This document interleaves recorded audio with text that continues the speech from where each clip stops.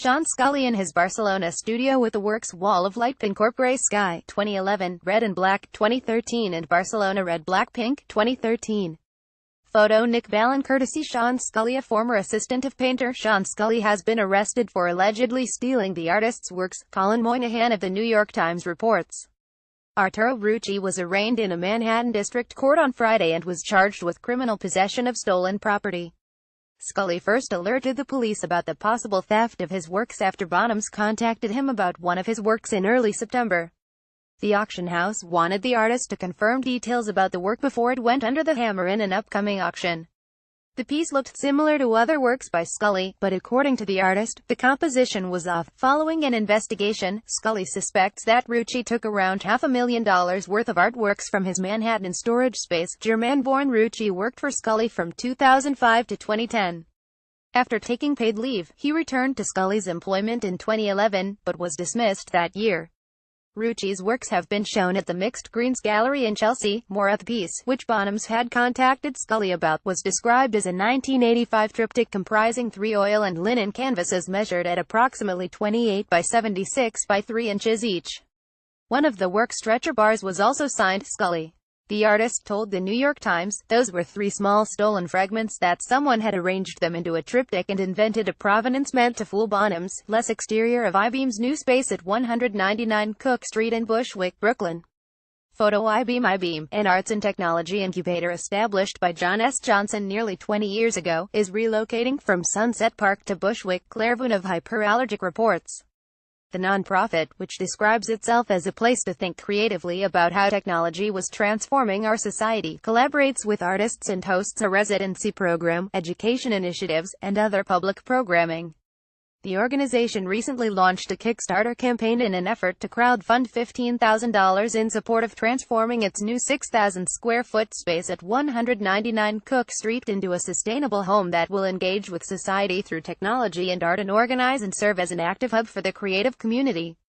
As of Thursday, November 2nd, it has raised $3,681. Prior to moving to Sunset Park, I-Beam operated in Chelsea for 17 years. Its new space on the ground floor of a 3-story development was built with artists' needs in mind. The nonprofit's residents, American artist BUFU, Stephanie Dinkins, and Dhruv Metwara, will move into the building tomorrow. The organization will open its doors to the public on November 30th. Phillips has announced the appointment of Ken Ye as Senior Vice President and Senior International Specialist of 20th Century and Contemporary Art. He joins the auction house from Aquavella Galleries in New York, where as a director for 4 years he led the gallery's business and client development in Asia.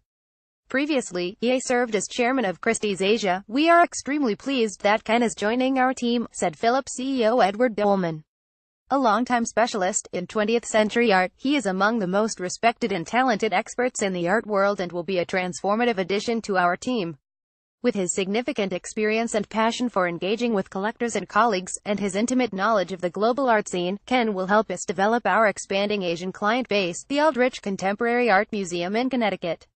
The Art Dealers Association of America Foundation ADAA has awarded the Aldrich Contemporary Art Museum, Connecticut, the Eskenazi Museum of Art at Indiana University, the Francis Lehman Loeb Art Center at Vassar College, New York, and the Michael C. Carlos Museum at Emory University, Georgia, grants in support of upcoming exhibitions. The ADAA Foundation was established as a way for the nation's leading art galleries to support scholarship and research beyond the work they do with artists, museums, and collectors every day, said Dorsey Waxter, president of the ADAA Foundation.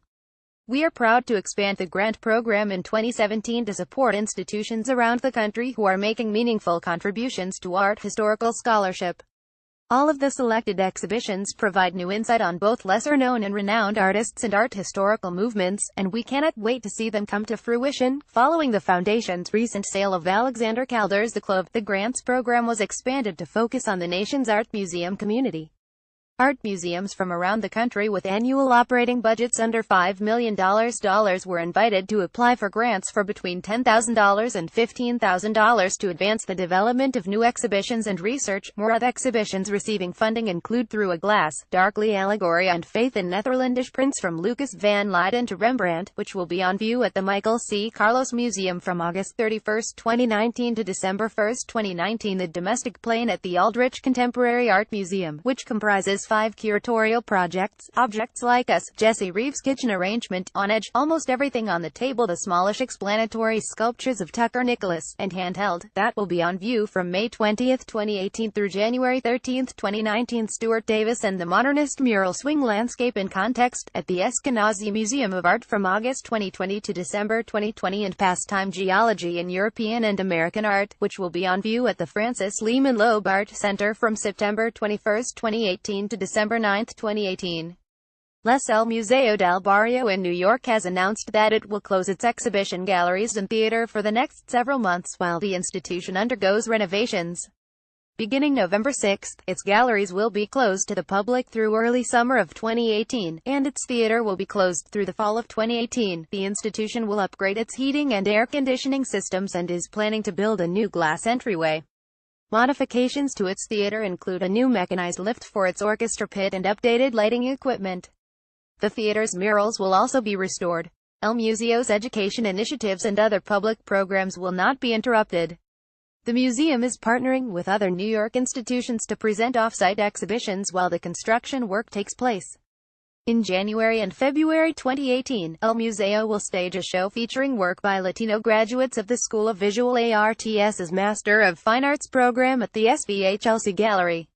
It will also mount an exhibition focusing on the pattern and decoration movement at the Longwood Arts Project, Hostos Community College in the Bronx, opening in April. Moru are confident that the planned renovations and upgrades will enable El Museo del Barrio to provide visitors an improved experience and ultimately address its structural needs as a growing museum. Patrick Charpinell, the executive director, told Colin Moynihan of the New York Times.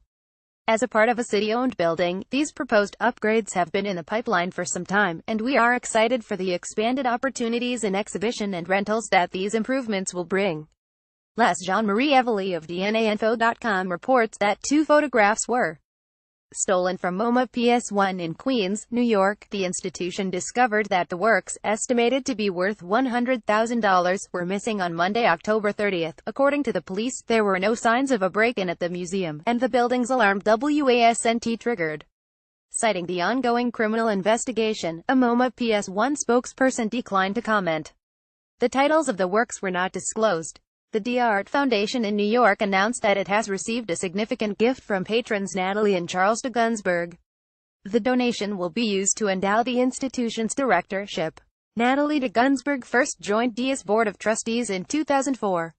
She has served as chairman since 2006, and was a member of the search committee that selected Jessica Morgan to lead the museum.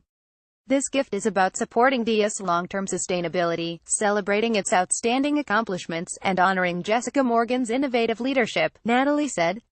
Since her arrival in 2015, she has advanced DIA's mission, pushing the institution to the forefront of the global conversation on contemporary art, from Right Mei Shui Mei and Venus Lao Xiaoyi.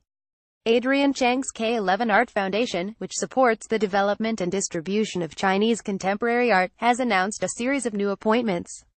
Mei Shui Mei has been made the organization's new Director of Education and Institutional Relations as well as the Assistant General Manager of K11. She will be responsible for bolstering K11's international presence while driving its outreach, branding, and strategic planning. She will also oversee every art-related project for K11 sites throughout northern China. Mei Shui Mei was formerly the CEO of the Allen Center for Contemporary Art in Beijing. Venus Lao Xiaoyi will now be the Artistic Director of the K11 Art Foundation and the Assistant General Manager of K11. She will be in charge of shaping the Foundation's programming, content building, and the realization of numerous K11 projects. She will also be in charge of all art-related assignments in southern China. Before K11, Venus Lao Xiaoyi was the Artistic Director of the October Contemporary Art Terminal in Shenzhen and a consulting curator at the Allen Center for Contemporary Art in Beijing. Joining the women are Jeannie Wu, who has been made the acting cultural manager of the K11 Art Foundation, and Jilly Ding, who is now K11's head of research and acquisitions. David Velasco at Sarah Mickelson's October 2017, at the Kitchen in New York, October 18, 2017. Photo Stuart Comer. David Velasco has been named editor-in-chief of Artforum. Velasco first joined Artforum as an editorial assistant for Artforum.com in 2005 and became the site's editor in 2008. The January issue will mark the beginning of his tenure. Velasco succeeds Michelle Kuo, who tendered her resignation on October 18. Velasco has written frequently for Artforum.com, Artforum, and Book Forum, contributing columns and features on artists including Sarah Michelson, Michelle Abeles, Yve Lares Cohen, Anne Imhoff, and Anne Liv Young, as well as works such as A. K. Burns and A.L. Steiner's Community Action Center and, recently, a series of conversations with contributing editor Bruce Hanley. In 2016, he initiated Modern Dance, a series of books published by the Museum of Modern Art. 3 volumes have been produced: Ralph Lemon 2016, edited by Thomas Lax; Boris Charmitz 2017, edited by Anna Janevsky; and Sarah Michelson 2017, edited by Velasco himself. He is currently at work on an introduction to a new collection of material from the artist David Wojnarowicz, to be published next year by Semiotextate. This is a time of intense, radical reconfiguration in the world, Velasco said in a statement. It is essential that we all rise to the challenge, and I will do everything I can to cultivate and protect the conditions for intellectual honesty and integrity that make this great magazine so essential, which also means an absolute commitment to fighting harassment and discrimination of any kind. It is the only way forward.